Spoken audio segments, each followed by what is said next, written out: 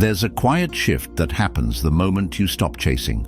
The moment you stop explaining yourself, stop proving your worth, stop pouring all of your time and energy into someone who barely notices. That shift is subtle, but it's powerful. It's the moment you reclaim yourself.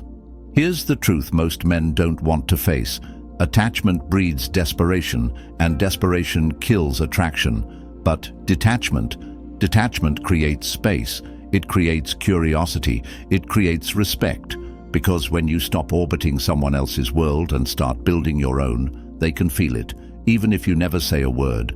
Detachment isn't about being cold or heartless. It's not about playing games or pretending you don't care. It's about control. Control over your emotions, control over your reactions, control over your focus. When you have that control, you stop living in response to someone else's choices and start living with purpose and clarity. That's the essence of Dark Stoicism. Quiet power, calm confidence, the discipline to put your mission and your peace above the need for validation. And when you do that, something happens. People notice. They feel the absence of your energy, the silence of your presence, and they're drawn back to it, not because you chased, but because you stopped. This video is about that power, the power of detachment, the strength of learning to pull back, not out of anger or ego, but out of discipline and self-respect. Because when you master that, you stop being the man who chases and start becoming the man who is chased. If you're ready to stop bleeding energy into people who don't value it and start moving with quiet, unshakable strength, hit that like button, subscribe, turn on notifications, and comment below. I rise in silence, I move with power. Number 1. Why detachment is power. Detachment is power because it flips the script. When you're attached, when you're desperate for their approval, their attention, their validation, you've handed them control over your emotions. Every text, every look, every shift in their energy can ruin your day. That's not love, that's dependence. But when you detach, you take that control back. You stop living on their terms. You stop reacting to every little move they make. Instead, you start moving with intention, with calm, with focus, and that shift changes everything. The Stoics taught this as the foundation of freedom. Marcus Aurelius wrote, "You have power over your mind, not outside events." Realize this, and you will find strength. Detachment is that strength in action. It's the discipline to stay grounded in who you are, no matter what anyone else does. Psychologically, detachment rewires your behavior. It stops the cycle of overinvestment and keeps you from pouring into someone who isn't pouring back. It clears the noise in your head so you can actually think clearly, see situations for what they are, and act with strength instead of fear. And here's the paradox. The moment you stop chasing is the moment they start paying attention. Because confidence is magnetic, and the man who doesn't need approval, who isn't constantly seeking reassurance, is the man people are drawn to. Detachment doesn't make you less human. It makes you more disciplined, and that discipline over your mind, your emotions, and your energy is what makes you unshakable. Number 2. Stop feeding the cycle. Every time you overinvest in someone who gives you less in return, you feed a cycle that drains your confidence and erodes your value. The constant texts, the endless chasing, the subtle begging for validation, it doesn't bring them closer, it pushes them further away. Because energy that's freely given without boundaries becomes invisible. Detachment breaks that cycle. It's the decision to pull your energy back, to stop pouring from an empty cup, to stop trying to convince someone to see your worth. Because the truth is, worth isn't proven, it's embodied. And the man who understands that stops explaining and starts building. The Stoics lived by this truth. Epictetus taught, "Don't explain your philosophy, embody it." When you stop feeding the cycle, you stop trying to talk someone into respecting you, and you start showing them, through your calm and your distance, that you respect yourself. Psychologically, this shift is powerful. It creates a dynamic of balance where your absence becomes noticeable. Not because you're playing games, but because you've stopped giving away what was never appreciated in the first place. And here's the deeper truth. Detachment isn't punishment, it's protection. You're not pulling back to hurt them.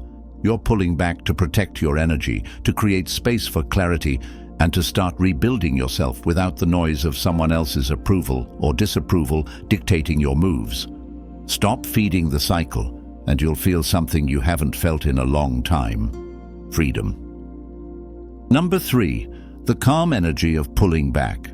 There's a difference between walking away in anger and pulling back in calm. One is impulsive, fueled by emotion, meant to provoke a reaction. The other is steady, measured and powerful, because it's rooted in self-control. When you pull back calmly, you don't announce it. You don't send long texts. You don't explain yourself.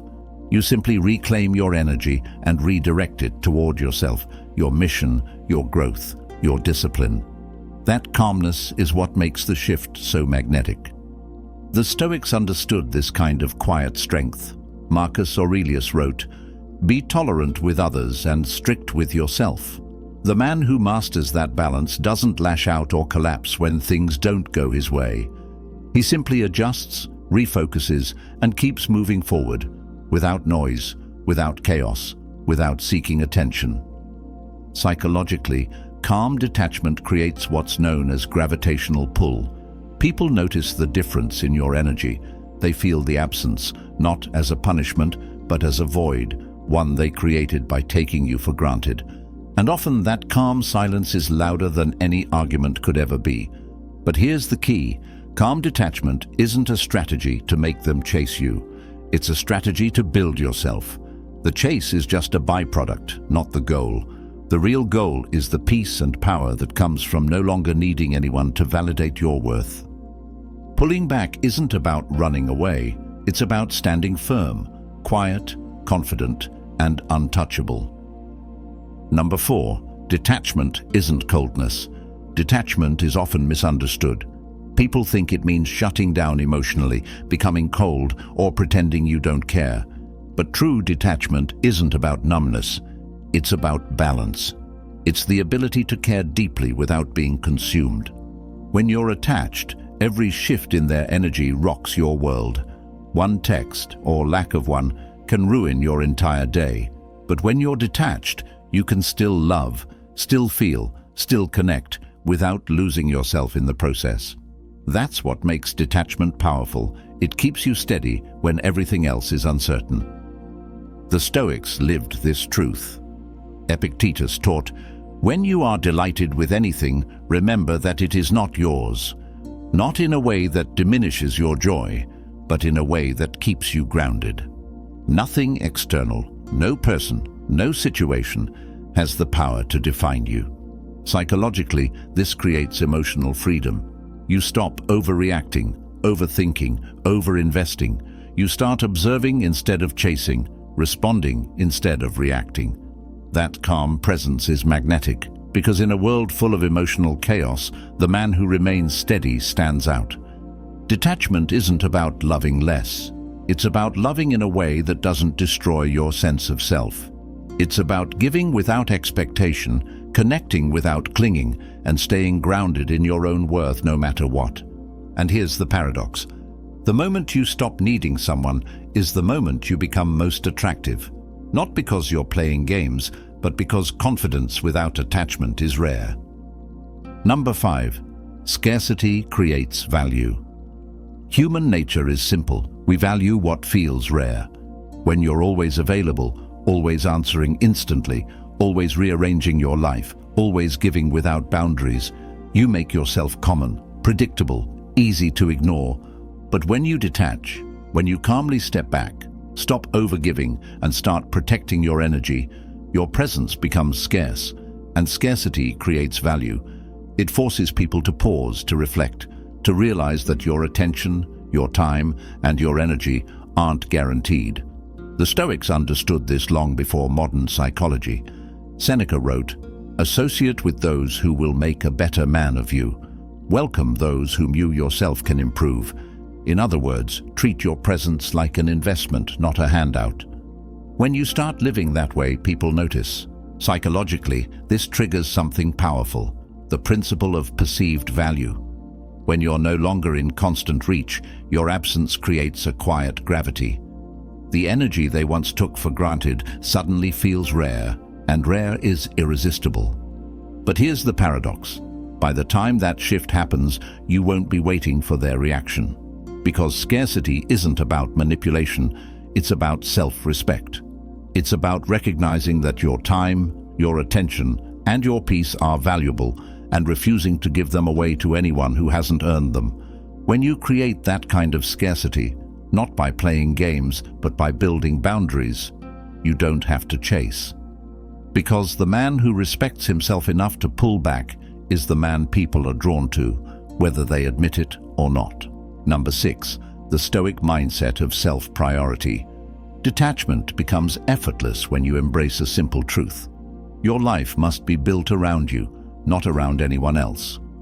Most men make the mistake of putting someone else at the center of their world, chasing their validation, shaping their identity around being chosen, and that's why they crumble when that person pulls away. The Stoic mindset flips that script. Marcus Aurelius wrote, "Waste no more time arguing what a good man should be. Be one your mission, your purpose, your growth. These become the foundation of your life. People aren't your center, you are."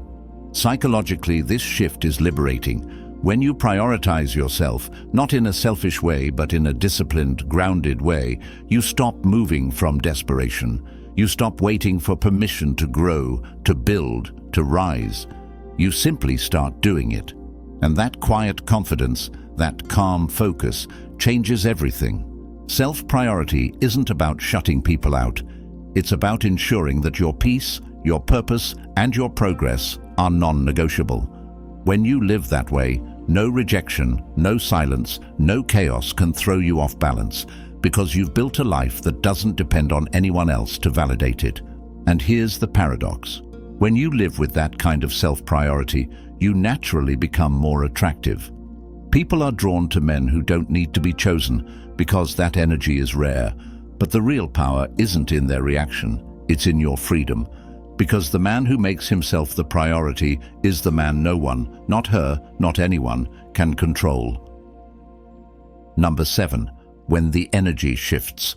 There's a moment, subtle at first, when everything changes. The calls and texts you stopped sending, the constant availability you stopped offering, the quiet confidence that replaced the anxious energy of chasing. That shift doesn't go unnoticed. Psychologically, this is called cognitive dissonance, when reality no longer matches the story someone has told themselves about you. They were used to you always being there, always reaching out, always giving without limit. But now, you've stepped back. You've reclaimed your time, your focus, your presence. And that absence is louder than any words could be. The Stoics knew this power well. Marcus Aurelius didn't need to shout his strength, he lived it. Epictetus didn't have to prove his wisdom, he embodied it. The shift in energy is what others feel when you begin to live in that quiet discipline. And here's the beauty of it. By the time they notice, you're no longer waiting for their reaction, because you've been too busy building, growing, and mastering yourself to care whether they chase or stay away. That's the paradox of detachment. You stop trying to create the chase, and that's exactly when it starts. Not because you manipulated anything, but because calm confidence is rare, and rare is magnetic. When your energy shifts, the world adjusts. But the man who truly detaches doesn't move for attention. He moves for himself. Number 8, becoming the man who doesn't need to prove anything.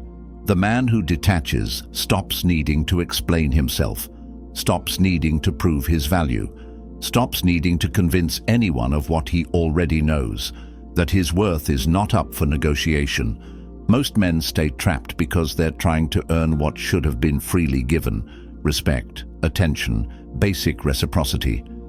They think if they just work harder, give more, or chase longer, they'll finally be enough. But the man who detaches understands something deeper. He was enough all along. The Stoics embodied this quiet assurance. Epictetus taught, "First say to yourself what you would be, and then do what you have to do. He didn't waste time convincing others.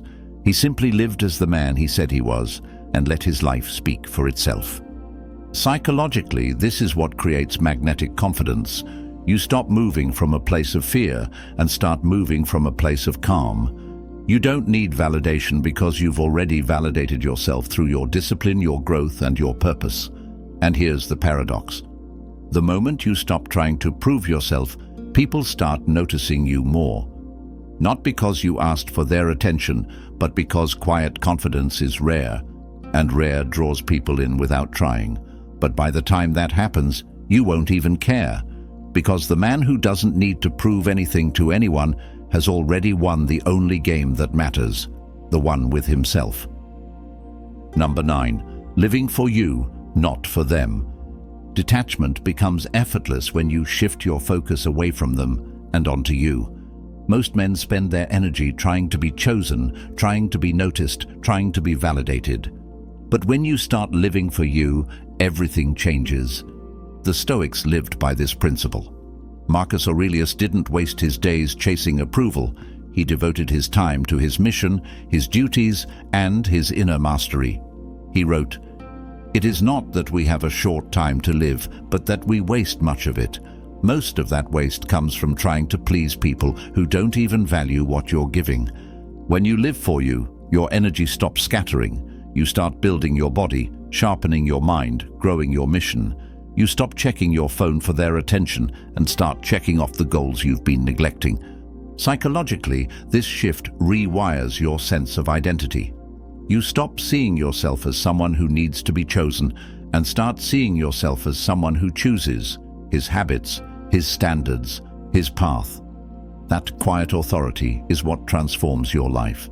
And here's the irony. The moment you stop centering your life around anyone else is the moment people start trying to find their place in your world. But by then, you won't be waiting for them. You'll be too busy building something far greater than their approval. Living for you isn't selfish. It's survival. It's the foundation of freedom, peace, and true confidence. Number 10. The quiet victory of detachment. The greatest victory of detachment isn't in making them chase. It isn't in their regret or in their sudden attention. The real victory is quieter, deeper, peace. When you finally stop chasing, when you stop begging for validation, when you stop living in reaction to someone else, you find something most men never will: freedom. The freedom to move with calm, to build without noise, to love without fear, and to walk away without hesitation. The Stoics lived in that quiet victory. Seneca wrote, "True happiness is to enjoy the present without anxious dependence upon the future." Detachment allows you to do exactly that, to stop gripping the outcome so tightly and to start living in the strength of the present moment. Psychologically, this state rewires everything. Your energy stops leaking into anxiety and desperation and starts fueling growth and purpose. You stop looking for approval outside yourself because you've built the discipline and self-respect to know you don't need it. And here's the paradox. The world notices. People are drawn to the man who doesn't need to be chosen because that kind of calm strength is rare. But by the time they chase, you'll understand something important. You didn't detach to be wanted. You detached to be free. That's the quiet victory of detachment. Not that they come back, but that you never needed them to. Detachment isn't about games. It's not about coldness. It's about control over your emotions, your energy, your focus, your life. The moment you choose yourself, the moment you pull your power back, the world shifts. People feel it. They sense that calm strength. And suddenly, you're no longer chasing because you don't have to. That's the essence of Dark Stoicism: quiet confidence, disciplined focus, and the kind of self-respect that makes you magnetic without even trying. You don't move for validation. You don't break for attention. You rise in silence and you move with power. If you're ready to stop bleeding energy into people who don't value it, to stop chasing, and to start building a life so full that you no longer need to be chosen, hit that like button, subscribe, turn on notifications, and comment below. I rise in silence, I move with power. Thanks for watching Stoic Blessing, where men rise, rebuild, and become impossible to break.